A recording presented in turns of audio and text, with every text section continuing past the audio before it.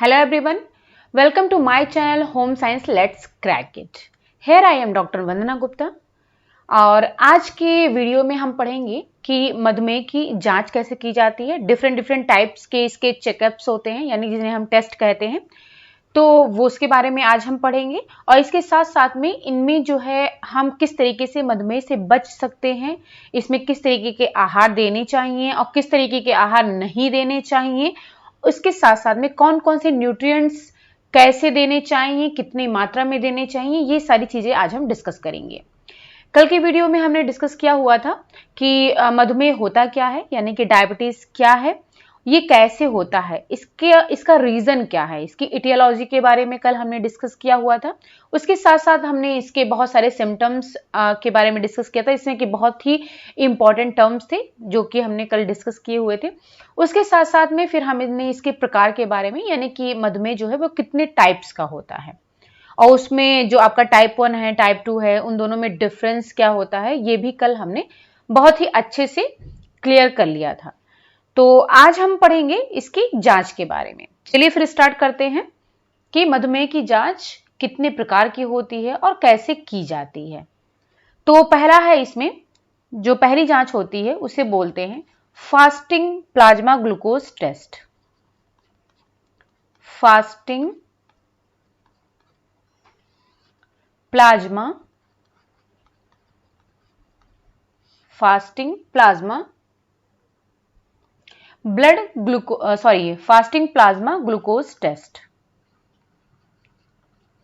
Glucose test.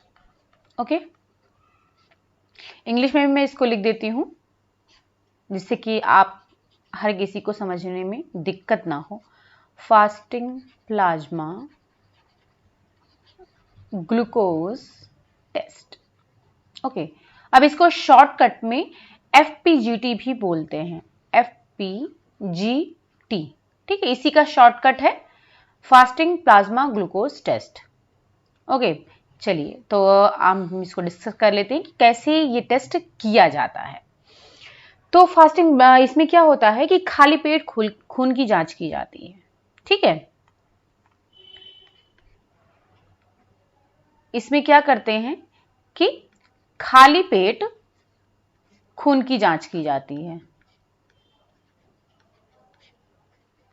आपने कई तरीके की जांच देखे होंगे, ठीक है, तो वो जो है आपकी इसके डिफरेंट टाइप्स के जो है मधुमेह की जांच की जाती है। तो इसमें खाली पेट खून की जांच की जाती है। इसमें क्या करते हैं कि इस प्रकार की जांच जो है खाना खाने के 8 घंटे के पश्चात, यानी कि जब भी आप भोजन ले रहे हो उसके 8 घंटे के बाद में ये खून के द्वारा जांच की जाती है। खून में ग्लूकोज की मात्रा निर्धारित स्तर, यानी कि जितना भी स्टैंडर्ड है कि ब्लड में ग्लूकोज का लेवल होना चाहिए, अगर उससे अधिक होता है तो इसका मतलब है कि उस व्यक्ति को मधुमेह की प्रॉब्लम है, यानी कि उसको डायबिटीज है। अब इसमें क्या है कि जो स्तर होता है, अगर मान लीजिए कि 126 मिलीग्राम पर डेसीलीटर, इससे अगर अधिक होता है, ठीक, ये एक स्टैंडर्ड अमाउंट है कि ग्लूकोज खून में अगर ग्लूकोज की मात्रा जो निर्धारित स्तर है, यानी कि 126 mg/dl से अगर अधिक होता है तो इसका मतलब है कि उस पर्सन को मधुमेह की प्रॉब्लम है। तो इस टेस्ट से ये पता चल जाता है, और ये खाली पेट यानी कि खाना खाने के 8 घंटे के बाद ये जांच की जाती है। फिर इसके बाद में आती है दूसरी जांच। ये पहली जांच हो गई, अब हम दूसरी जांच के बारे में बात करेंगे। दूसरी जांच का नाम है oral glucose tolerance test. Oral glucose tolerance test, या फिर आप कह सकते हो इसको जांच। Oral glucose tolerance test, shortcut में इसको बोलते हैं OGTT। ओके, शॉर्टकट में OGTT बोलते हैं इसको। अब इसमें क्या होता है, ओरल ग्लूकोज टॉलरेंस टेस्ट में इस जांच को करने के लिए पहले फास्टिंग प्लाज्मा ग्लूकोज टेस्ट किया जाता है, यानी जो भी पहले हमने टेस्ट की बात की है तो पहले वो टेस्ट किया जाता है। ओके, यानी कि खाली पेट वो किया जाता है। पहले खाली पेट हम जो है जांच कर लेते हैं कि जो ब्लड ग्लूकोज लेवल था वो कितना था। उसके बाद में इस टेस्ट को करने के बाद में व्यक्ति को, जो भी जिस पर्सन की जांच करनी है, उसको 75 ग्राम ग्लूकोज दिया जाता है।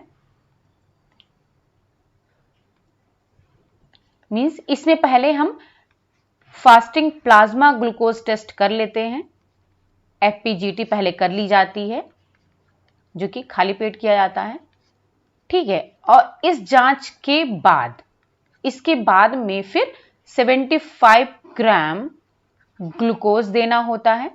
जिस व्यक्ति की जांच होनी है उसको 75 ग्राम ग्लूकोज पिलाया जाता है। फिर इसके ग्लूकोज पिलाने के बाद, इसके 2 घंटे बाद, 2 आवर्स, 2 घंटे बाद में दोबारा खून का नमूना लिया जाता है और फिर जो है उसकी जांच की जाती है। अब इस प्रक्रिया से पता लगाया जाता है कि किसी व्यक्ति को मधुमेह है या नहीं है। ओके, अब इसमें यदि खून में जो ग्लूकोज की मात्रा है वो अगर 200 mg पर डीएल, ठीक है, अगर इससे अधिक आ जाती है, इससे ज्यादा अगर आ जा रहा है ब्लड में ग्लूकोज की मात्रा, तो फिर उसका मतलब है कि उसको मधुमेह की जो बीमारी है। ओके, यानी कि इसमें 2 टेस्ट किए जाते हैं। एक तो पहले एफपीजीटी किया जाता है, खाली पेट किया जाता है, जो कि अभी पहले हमने पढ़ा हुआ है। फिर उसके जो है 2 घंटे बाद में, उसके बाद में चूंकि वो खाली पेट था, जांच कर ली गई, अब उसको 75 ग्राम ग्लूकोज पिलाया जाएगा। फिर ग्लूकोज पिलाने के 2 घंटे बाद में फिर से खून में ब्लड में ग्लूकोज की जांच की जाती है। अगर उसमें जो है ग्लूकोज का लेवल 200 mg पर डीएल से अगर अधिक आ जाता है तो इसका मतलब है कि उस पर्सन को डायबिटीज की प्रॉब्लम है। तो इस तरीके से ये दूसरा टेस्ट हो जाता है। अब हम बात करेंगे तीसरे टेस्ट की, ठीक है। अब तीसरे टेस्ट का नाम है ग्लाइसेटेड हीमोग्लोबिन टेस्ट। तीसरे टेस्ट का नाम है ग्लाइसेटेड हीमोग्लोबिन टेस्ट।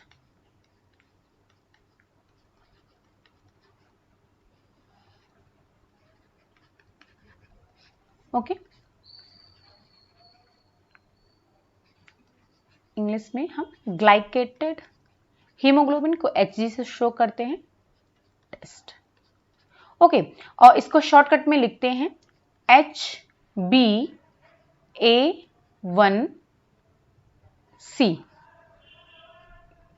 ओके, तो ये शॉर्टकट में HbA1c, आपने ये एग्जाम में देखा होगा, इसका स्तर पूछा जाता है, इसका लेवल कि नॉर्मल कितना होता है। तो अब जब जो तीसरी जांच है ग्लाइसेटेड हीमोग्लोबिन जांच, यानी ग्लाइकेटेड हीमोग्लोबिन टेस्ट, जिसे कि HbA1c हम कह रहे हैं, इसमें क्या किया जाता है, इस जांच में खून में पिछले 3 महीने के दौरान जो शुगर की मात्रा है उसका पता चलता है, ठीक है। जैसे अभी इसके पहले जो हमने 2 टेस्ट की बात की, उसमें प्रेजेंट टाइम पर जो लेवल है ब्लड में ग्लूकोज का वो पता चलता है। जबकि जो HbA1c की अगर जांच की जाती है तो इसमें क्या होता है कि पिछले 3 महीने में जो भी डायबिटिक पेशेंट है उसके ब्लड में शुगर की कितनी मात्रा थी उसकी जांच की जा सकती है इसके द्वारा। ओके, अब मधुमेह के मरीज के लिए यह जांच बहुत ही फायदेमंद होता है, क्योंकि अब इसमें क्या है कि जो है तुरंत का तो आपको जो पता लगता है पिछले 3 महीने में आपके लेवल स्तर क्या था ग्लूकोज का, उसके बारे में भी हमको पता चल जाता है। अब देखिए, इससे ये भी पता चल जाता है कि आप जो दवा ले रहे थे, जिन दवाइयों का आप जो है रेगुलर बेसिस पर जिन दवाइयों को आप ले रहे हो वो किस स्तर तक काम कर रही है, क्योंकि 3 महीने की जांच का ये बताता है। तो इस जांच को किसी भी समय किया जा सकता है। इस जांच के लिए ना ही भूखे पेट रहने की जरूरत है और ना ही ग्लूकोज पीने की जरूरत होती है, ठीक है। जैसे कि पहले में क्या था कि हमें खाली पेट करवाना था एफपीजीटी में, और फिर ओजीटीटी में आपको जो है मतलब फास्टिंग भी देना था, उसके बाद में ग्लूकोज पीने के बाद भी देना था, 2 जांचें देनी थी। इसमें क्या है, ना ही आपको भूखे पेट रहने की जरूरत है और ना ही आपको ग्लूकोज पीने की जरूरत है। आप कभी भी किसी भी टाइम आप जाकर के अपनी जांच करवा सकते हो। आपको 3 महीने की आप ग्लूकोज के स्तर के बारे में आपको पता चल जाएगा। तो बहुत ही ये आसान होता है और ये कभी भी करवाया जा सकता है। अब इसमें जो HbA1c है, HbA1c का जो सामान्य स्तर होता है वो होता है 5.6 से 6.4%। ठीक है, यानी कि ये नॉर्मल लेवल है, ये आपका नॉर्मल स्तर है। अगर 5.6 से 6.4 के बीच में आ रहा है, यानी कि 6.4 से अगर कम आ रहा है तो इसका मतलब है कि नॉर्मल है। अगर 6.4 से अधिक आएगा तो उसका मतलब है कि आपको मधुमेह की प्रॉब्लम है। ठीक है, इसका भी हम जो है आपको एक चार्ट के माध्यम से बता देंगे, देन आपको एकदम क्लियरली समझ में आ जाएगा कि क्या होता है। यानी कि जब जो FPGT में कितना होना चाहिए और OGTT में कितना होना चाहिए, HbA1c में कितना होना चाहिए, तो ये आपको अभी हम जो है चार्ट के माध्यम से बता देंगे, देन आपको एकदम क्लियर हो जाएगा। ठीक है, अब आते हैं, अब इसके साथ में देखिए, जब भी डायबिटीज की प्रॉब्लम होती है तो क्या होता है, उसके साथ में हमने बताया था ना कि आपको कई सारी और भी प्रॉब्लम्स होने लगती हैं।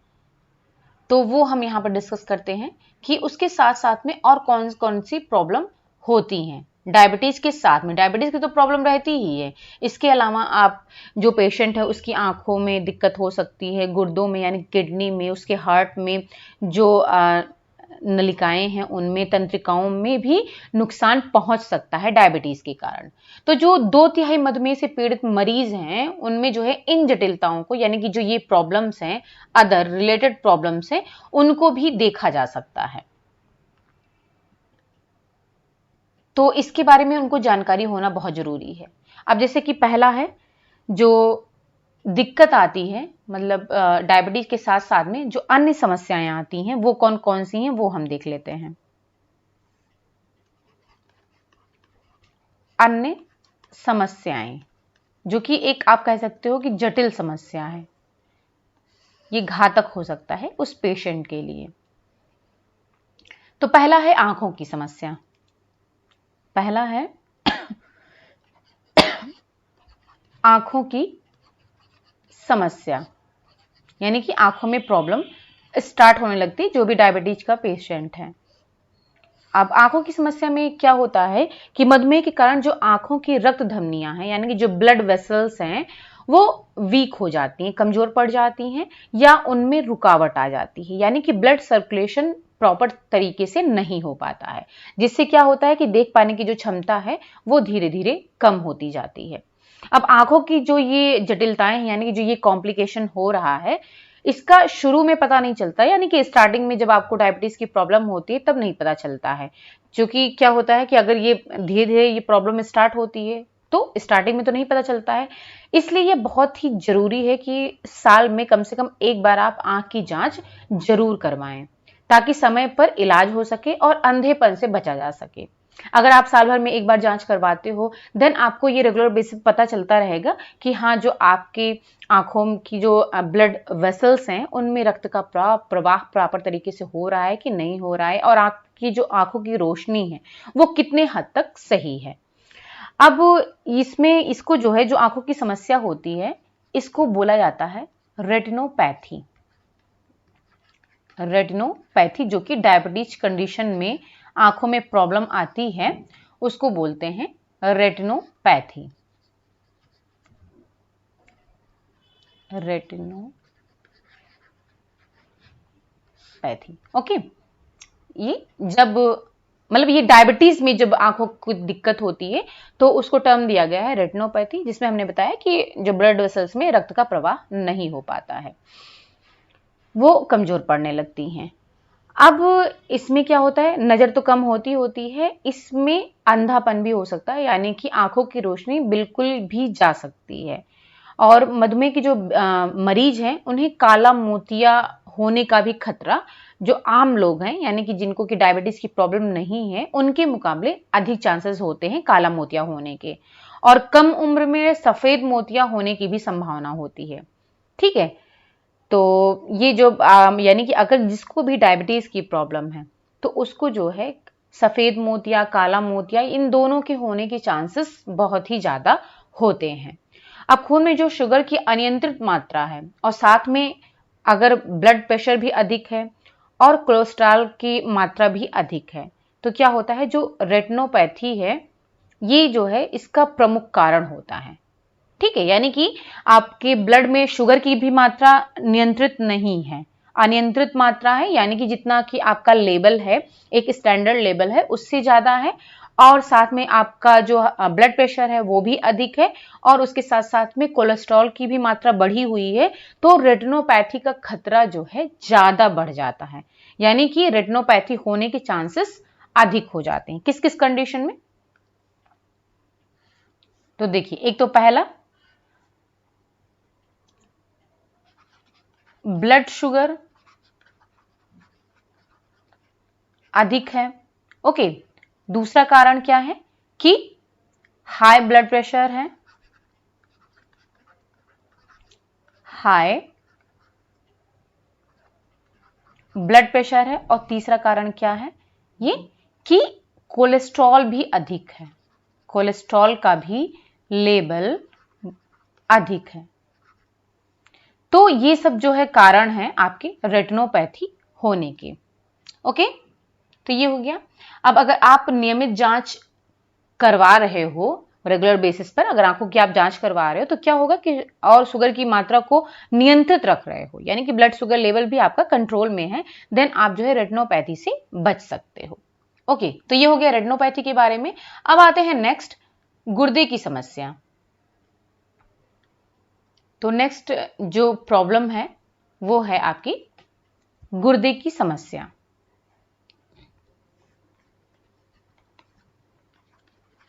यानी कि किडनी की प्रॉब्लम।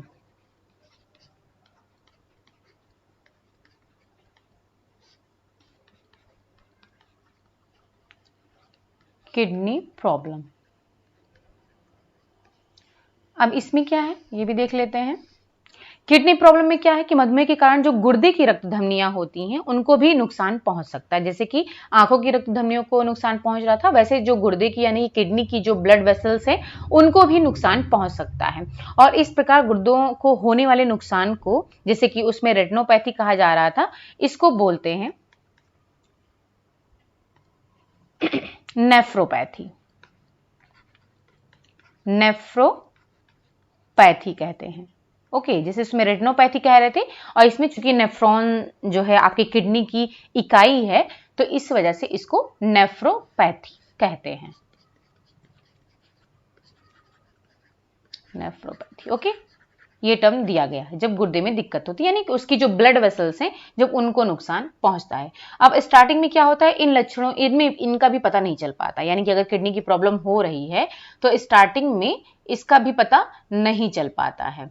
अब इसके लिए भी आपको क्या करना होता है, नियमित जांच करवानी होती है। अगर आप नियमित गुर्दे की जो है जांच करवा रहे हो तो क्या हो सकता है कि टाइम पर आप इलाज कर सकते हो। अब जो किडनी में जो प्रॉब्लम हो रही है, यानी कि जो नेफ्रोपैथी की प्रॉब्लम हो रही है, इसको आप जल्दी से पता लगाया जा सकता है और इसका इलाज भी हो सकता है। इसलिए ये जरूरी है कि आप जो भी पेशेंट है उन्हें ब्लड में यूरिया की मात्रा की जांच साल में एक बार जरूर करवानी चाहिए। ठीक है, अगर आपकी ब्लड में जो यूरिया का लेवल अगर बढ़ा हुआ है तो इसका मतलब है कि आपको किडनी का प्रॉब्लम है। तो इसीलिए आपको जो भी पेशेंट हैं जिनको कि डायबिटीज की प्रॉब्लम है उन्हें अपने ब्लड में यूरिया की भी जांच कम से कम साल में एक बार करवा लेना चाहिए। ब्लड में यूरिया की जांच इसके लिए जरूरी होता है, नेफ्रोपैथी के लिए, यानी किडनी की समस्या को जानने के लिए ब्लड में यूरिया की जांच बहुत जरूरी होती है। अब जो जिनको की डायबिटीज की प्रॉब्लम नहीं है उनके मुकाबले में जो डायबिटीज के पेशेंट हैं उनमें जो है गुर्दे की बीमारी कहीं अधिक होती है, यानी कि चांसेस ज्यादा होते हैं। अब यदि खून में शुगर की मात्रा और जो ब्लड आपका ब्लड प्रेशर है, हाई ब्लड प्रेशर है, अगर उसको कंट्रोल में रखा जाए तो गुर्दे की बीमारी का भी खतरा बहुत कम हो जाता है। यानी कि सिर्फ और सिर्फ आपकी रेटिनोपैथी की प्रॉब्लम ही नहीं कम होती, यानी कि आंखों की समस्या नहीं कम होती अगर आपका डायबिटीज, ब्लड शुगर कंट्रोल में है और जो आपका हाई ब्लड प्रेशर है वो भी कंट्रोल में है, तो आपकी आंखों की भी समस्या दूर हो सकती है और आपकी किडनी की भी प्रॉब्लम दूर हो सकती है। ओके, चलिए अब आते हैं नेक्स्ट पर। ये तो दो समस्या हो गई, आंखों की और गुर्दे की। अब आते हैं जो थर्ड है आपका, तीसरा, वो है तंत्रिकाओं की क्षति और समस्या।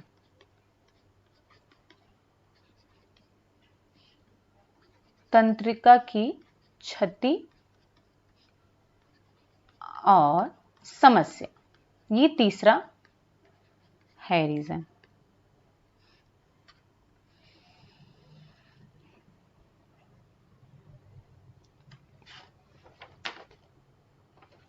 तंत्रिकाओं की क्षति और समस्या का मतलब है कि जो कि आपकी नर्व सेल्स हैं, जो तंत्रिकाएं हैं, जो कि हमारे शरीर में सूचनाओं को एक जगह से दूसरी जगह पहुंचाने का काम करती हैं। तंत्रिका तंत्र का यही काम होता है, जो हमारा नर्वस सिस्टम है वो क्या करता है कि हमारे शरीर में सूचनाओं को एक जगह से दूसरी जगह पहुंचाने का काम करता है, इसका काम यही होता है। तो अब क्या होगा कि जब तंत्रिकाओं की क्षति होती है, अगर डायबिटीज की कंडीशन में तंत्रिकाओं को क्षति हो रही है, उनका लॉस हो रहा है, तो उससे बोलते हैं, इसे कहते हैं न्यूरोपैथी। इसको टर्म दिया गया है न्यूरोपैथी।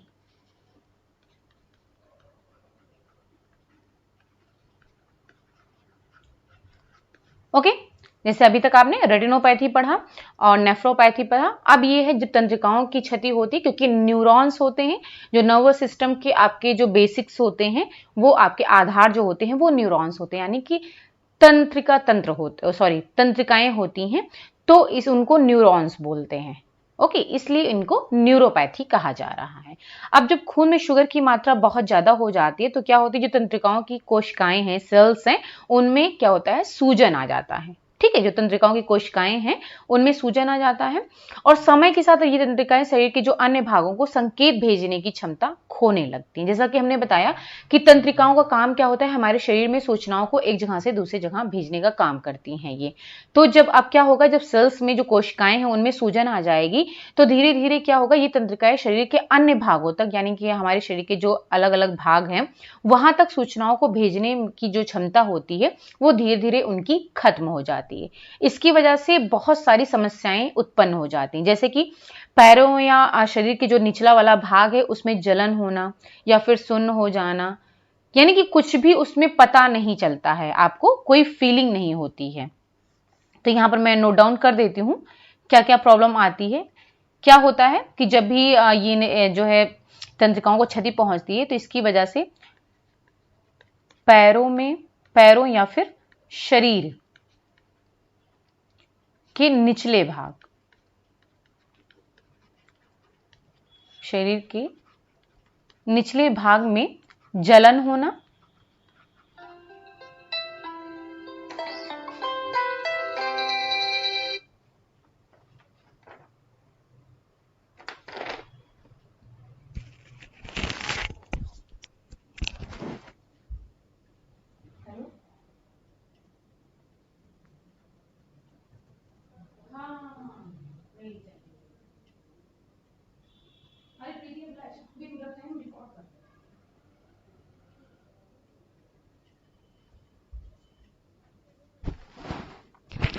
हाँ, तो मैं यहाँ पर बोल रही थी कि तंत्रिकाओं की क्षति में क्या होता है, जब तंत्रिकाओं की क्षति होने लगती है तो इसमें जो पहला होता है, जो समस्या आती है वो है आपका पैरों या शरीर के निचले भाग में जलन होना, और इसके अलावा या फिर वो सुन्न हो जाता है, यानी कि उनमें कोई भी सेंसेशन नहीं होता है।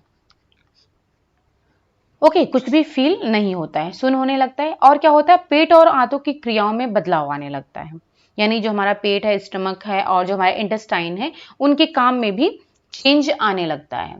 अब जब तंत्रिकाओं को नुकसान पहुंचता है तो पैर में चोट लगने पर कोई भी दर्द महसूस नहीं होता है।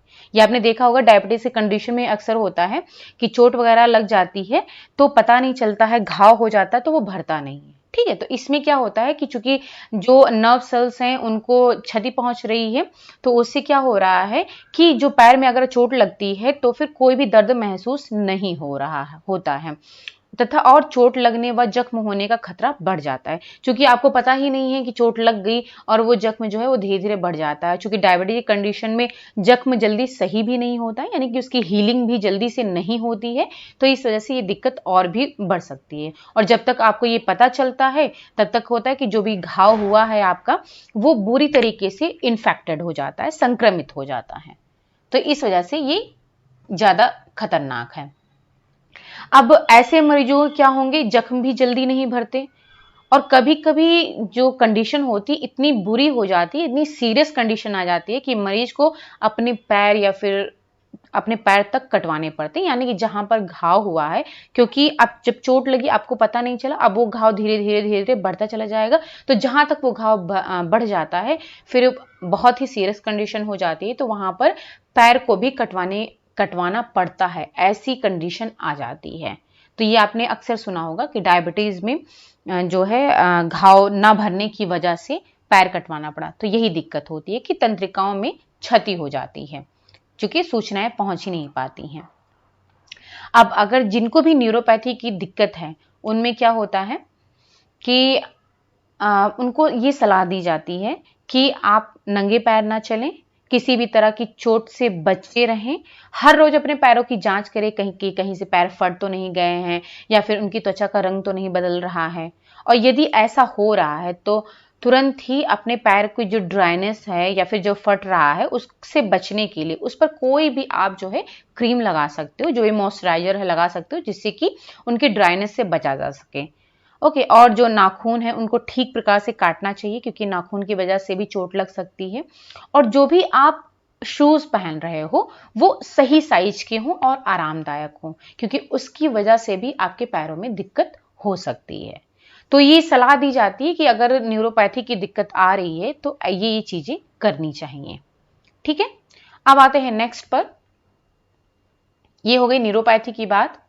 अब जो नेक्स्ट प्रॉब्लम है वो है, नेक्स्ट प्रॉब्लम है दिल का दौरा तथा लकवा। यहां पर देख सकते हो कि आपको मतलब एक बीमारी के साथ साथ में कितनी सारी बीमारियां होने के चांसेस बढ़ जाते हैं। इस वजह से आपको डायबिटीज को अपने कंट्रोल में रखना बहुत ही ज्यादा जरूरी होता है। ठीक, इसको स्ट्रोक भी कहते हैं।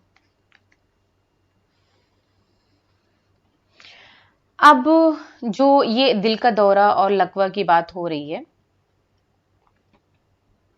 इसमें क्या होता है कि चूंकि हाई ब्लड प्रेशर है या फिर हाई कोलेस्ट्रॉल है और खून में शुगर की मात्रा वो भी अधिक है, तो फिर चूंकि ना आपका ब्लड प्रेशर भी कंट्रोल में नहीं है, कोलेस्ट्रॉल भी कंट्रोल में नहीं है, और जो है ब्लड शुगर है वो भी कंट्रोल में नहीं है, तो इसकी वजह से जो भी मधुमेह के मरीज हैं उनमें दिल का दौरा पड़ना या फिर लकवा मारने का जो खतरा है वो बहुत ही अधिक बढ़ जाता है। ओके, क्योंकि ये तीनों ही जो है इसका रीजन होते हैं। क्या क्या है, जो कि अभी हमने इसके पहले भी पढ़ा हुआ था। हाई ब्लड प्रेशर यानी कि उच्च रक्तचाप, हाई ब्लड प्रेशर हो गया, हाई ब्लड शुगर,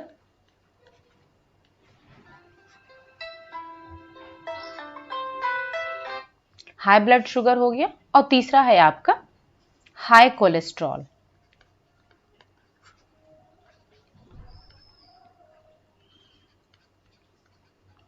ये तीनों ही रीजन हैं आपके, अगर ये कंट्रोल में नहीं है तो दिल का दौरा पड़ने की चांसेस और लकवा मारने का चांसेस बहुत ज्यादा बढ़ जाता है। अब अगर आपको हृदय रोग से बचना है तो उसके लिए आपको एक्टिव रहना पड़ेगा, बहुत ही इंपॉर्टेंट है एक्टिव रहना, यानी कि क्रियाशील रहना आपको, और ब्लड प्रेशर को बढ़ने नहीं देना है, उसको कंट्रोल में रखना है। ठीक, और इसके साथ साथ में आपको जो है डॉक्टर से भी परामर्श लेते चलना है, उनकी सलाह बहुत ज़्यादा ज़रूरी है। और जो आपका वजन है उसको भी बढ़ने ना दें, वजन कंट्रोल में होना चाहिए, और जो आपका डाइट है वो भी स्वस्थ हो, हेल्दी हो, और जो आपकी हैबिट है यानी कि जो लाइफ स्टाइल है वो भी हेल्दी होनी चाहिए। ठीक है। और खून में शुगर की मात्रा और जो कोलेस्ट्रॉल है उसको भी कंट्रोल में रखना है, यानी कि जो स्टैंडर्ड लेवल है वहां तक आप उसको कंट्रोल में रखो, उसको बढ़ने ना दो। और अगर शराब ले रहे हैं, तंबाकू का सेवन कर रहे हैं, तो उसको भी बिल्कुल भी ना करें, उसको बंद कर देना चाहिए इसका सब कंडीशन में।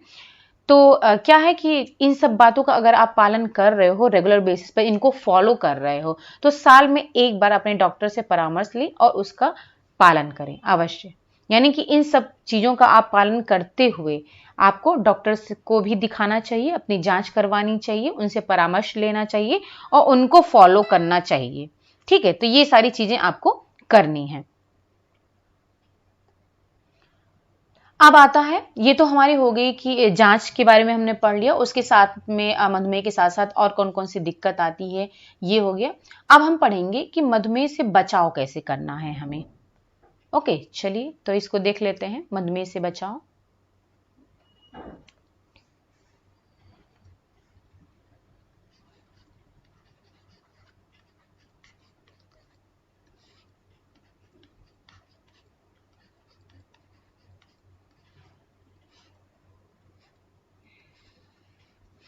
चलिए अब इसको हम डिस्कस कर लेते हैं फटाक से।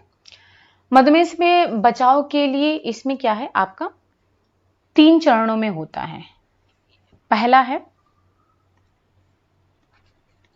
प्राथमिक बचाव,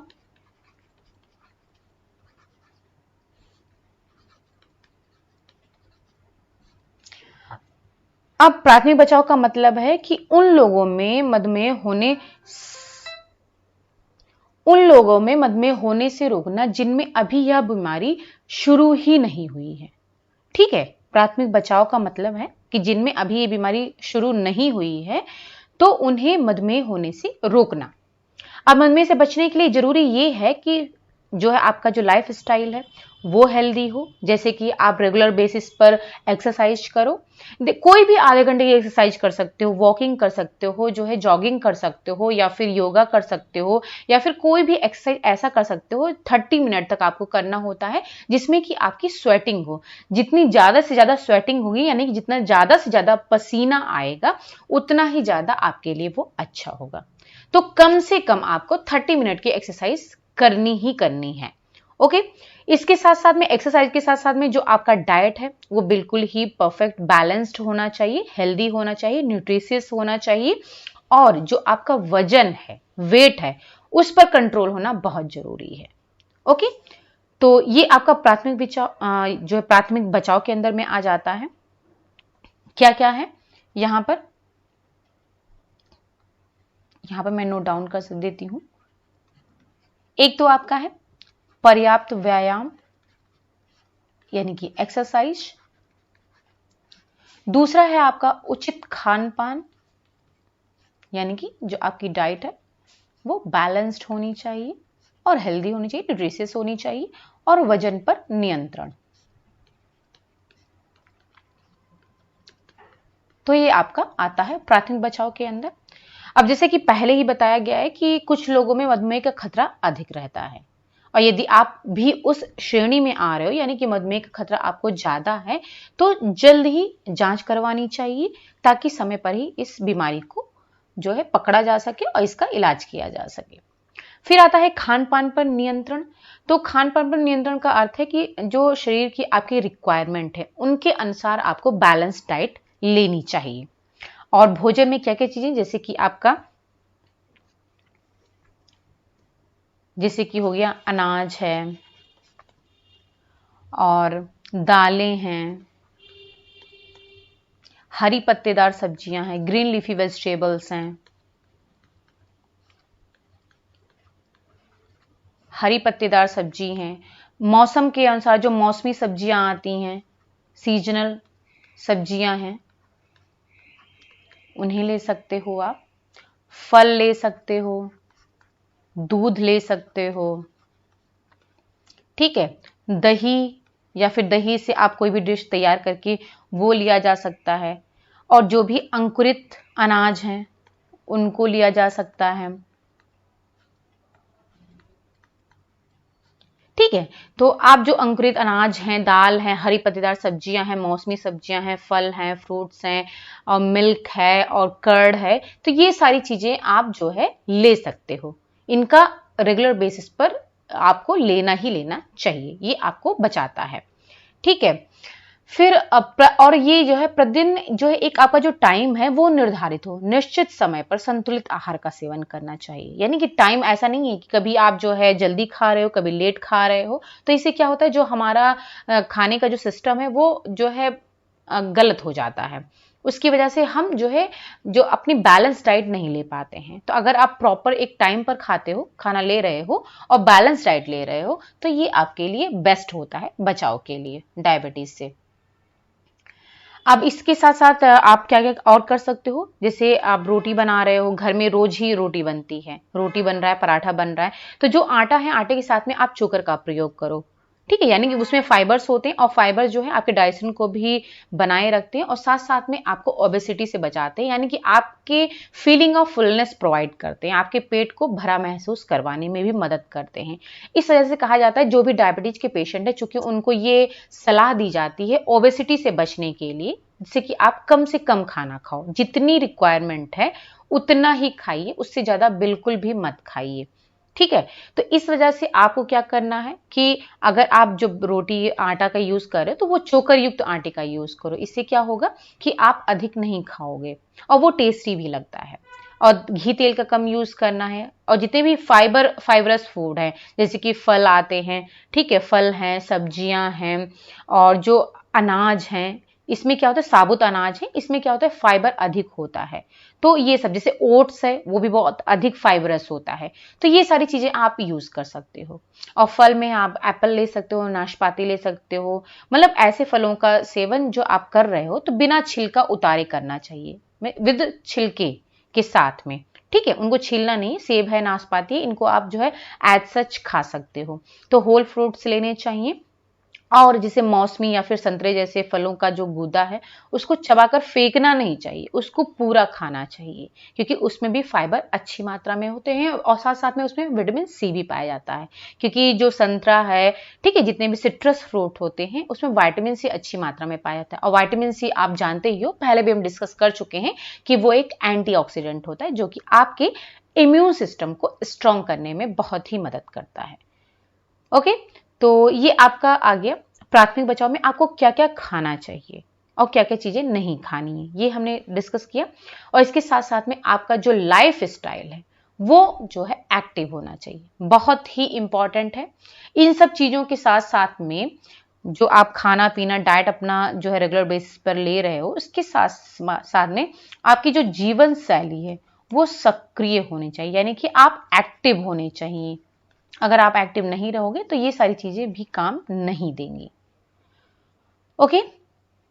अब आते हैं माध्यमिक बचाव पर। तो माध्यमिक बचाव का मतलब है कि जो मधुमेह से पीड़ित व्यक्ति हैं उनको जो प्रॉब्लम है, जो समस्याएं हैं, उनसे उनको बचाना है। प्राथमिक बचाव का मतलब था जिन्हें की डायबिटीज अभी हुआ नहीं था लेकिन हाँ होने के चांसेस हैं, तो उन्हें कैसे कैसे अब क्या क्या चीजें खानी चाहिए और क्या क्या करना चाहिए, ठीक है, क्या क्या चीजें नहीं करनी चाहिए, तो वो हमने डिस्कस की। अब आते हैं माध्यमिक बचाव पर। तो माध्यमिक बचाव का मतलब है जिन्हें की डायबिटीज है, हो चुकी है, उनके लिए क्या सलाह दी जाती है वो हम डिस्कस कर लेते हैं, कैसे बचाव करना है। माध्यमिक बचाव, ओके, यानी कि जिन्हें कि ऑलरेडी डायबिटीज है। अब मधुमेह से पीड़ित व्यक्तियों को चाहिए कि कई सारी बातों को उनको ध्यान में रखना चाहिए। जैसे कि पहला हो गया आपका उचित खान पान, यानी कि कम घी तेल वाला और अधिक रेशेदार भोजन करना है। ठीक है, ये तो आपको दोनों के लिए है। और एक्टिव रहना है, उसके साथ साथ में सही दवाइयां लेनी है। क्या है वो तो कॉमन था आपका, दोनों चीजें। अब इसमें जो ऐड हो जाता है, चूंकि अब डायबिटीज हो चुका है तो इसमें आपकी मेडिसिन आ जाती हैं। तो सही दवाई लेनी है, डॉक्टर से परामर्श लेने के बाद ही लेना है। और वजन को तय सीमा में रखें, यानी कि अपने वजन को कंट्रोल में रखना है। लाइफ स्टाइल जो आपकी हेल्दी होनी चाहिए और खून में जो शुगर की मात्रा को नियंत्रण में रखना है। तो एक चीज और ऐड हो गया इसमें कि जो ब्लड में शुगर का लेवल है, खून में शुगर की मात्रा का नियंत्रण, इसको नियंत्रित रखना है, क्योंकि ये डायबिटीज जिनको हो चुका है उनके लिए यहां पर बचाव बताया जा रहा है। ओके, तो ये हुआ।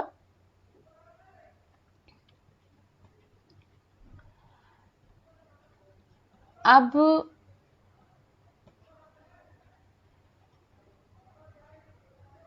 ठीक है, ये तो माध्यमिक बचाव हो गया। अब मधुमेह के रोगियों में जो स्वास्थ्य संबंधित क्या और भी कुछ समस्याएं हैं, जो इमरजेंसी वाली समस्याएं हैं, क्या हो सकती हैं, वो हम डिस्कस यहाँ पर कर लेते हैं। ठीक है, ये तो हमने बता दिया, प्राथमिक बचाव हो गया, माध्यमिक बचाव हो गया। उसके अलावा अगर कोई इमरजेंसी सिचुएशन आती है तो उस टाइम पर क्या करना है, यानी कि अगर खून में जो शुगर की मात्रा है वो कंट्रोल में नहीं है तो मरीज को हाइपोग्लाइसीमिया हो सकता है। ठीक है, अगर खून में शुगर की मात्रा हाइपोग्लाइसीमिया, हाइपोग्लाइसीमिया,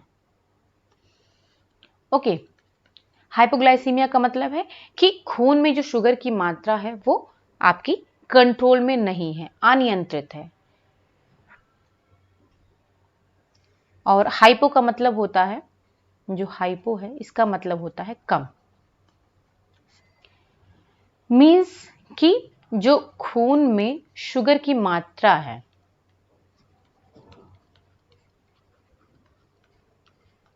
अनियंत्रित है, इसका मतलब है कि वो असाधारण रूप से कम है, कम हो जाती है, तो उसको हाइपो, हाइपो मीन्स कम होता है। और ग्लाइसीमिया का मतलब है कि खून में शुगर, जब खून में जो शुगर होता है उसको ग्लाइसीमिया बोलते हैं। तो जब खून में शुगर की मात्रा कम हो जाती है असाधारण रूप से तो उसको हाइपोग्लाइसीमिया बोला जाता है। ठीक है, और ये जो है आपका इमरजेंसी सिचुएशन है डायबिटीज में, जब आपका आपातकालीन जो स्थिति होती है, इमरजेंसी सिचुएशन जो होता है उस टाइम पर ये ऐसा होता है।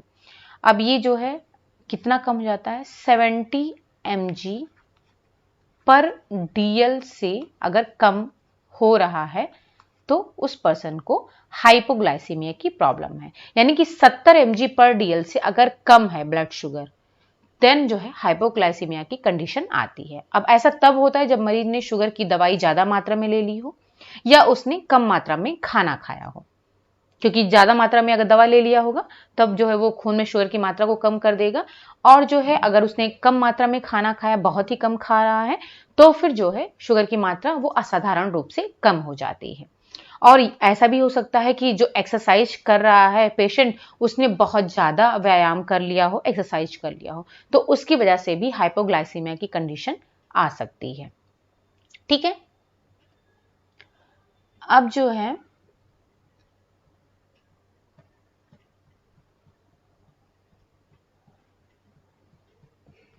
अब आते हैं इसके आगे, देख लेते हैं अब देखभाल कैसे करना है, तो वो तो हम जो है बचाव कैसे करना है उसी का मतलब है देखभाल हो गया। तो उसमें क्या क्या चीजें करनी ये तो हम पहले ही डिस्कस कर चुके हैं। ठीक है, अब हम आते हैं आहार पर कि आहार में क्या क्या चीजें लेनी है, क्या क्या चीजें नहीं लेनी है, तो ये सारी चीजें हम डिस्कस करते हैं। चलिए, अब मधुमेह में हमें आहार के माध्यम से हम कैसे मधुमेह को कंट्रोल में कर सकते हैं, ये चीज हमें देखना है। अब आते हैं डाइट पर, तो फटाफट देख लेते हैं।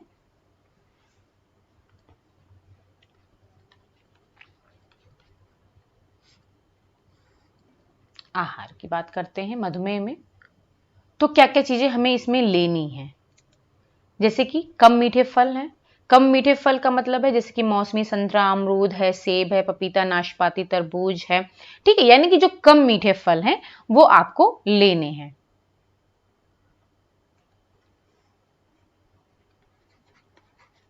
क्या क्या खाएं,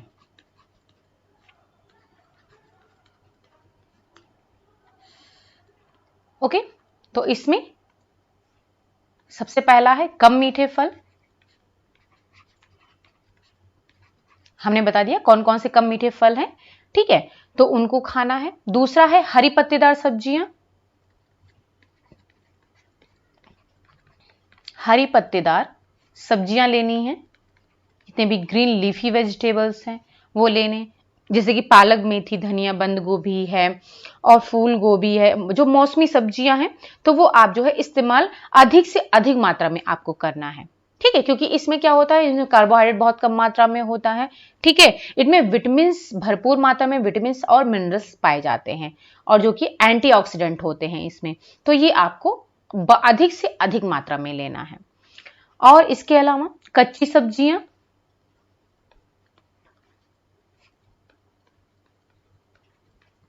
अब चूंकि कच्ची सब्जियां लेना है, लेकिन हाँ एक बात और है कि इस प्रेजेंट टाइम पर कोविड-19 के समय पर जो अभी ये सिचुएशन चल रही है, इस टाइम पर आप कच्ची सब्जियां कम से कम लो, क्योंकि कच्ची सब्जियां लेने से आपको इन्फेक्शन के चांसेस ज्यादा बढ़ सकते हैं।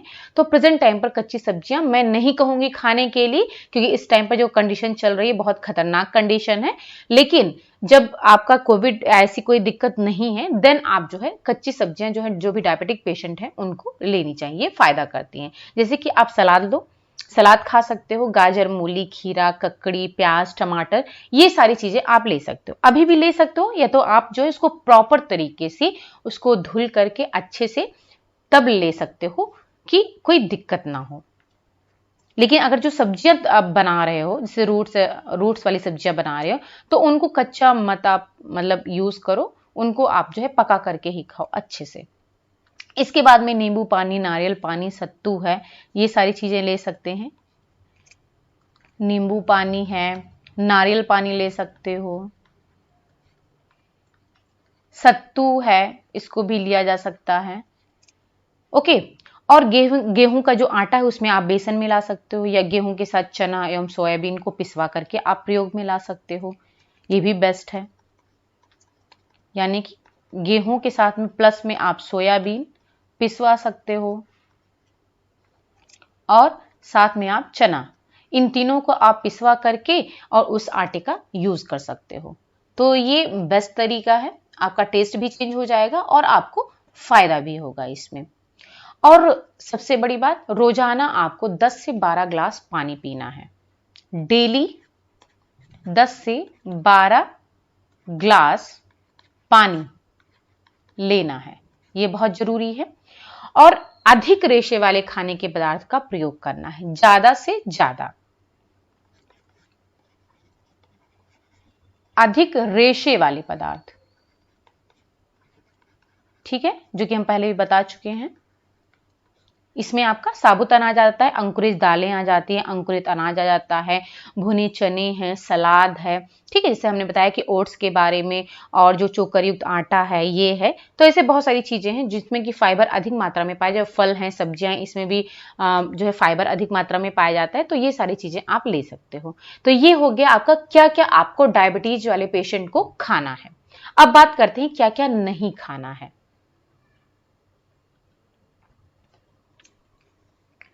क्या क्या नहीं खाना है।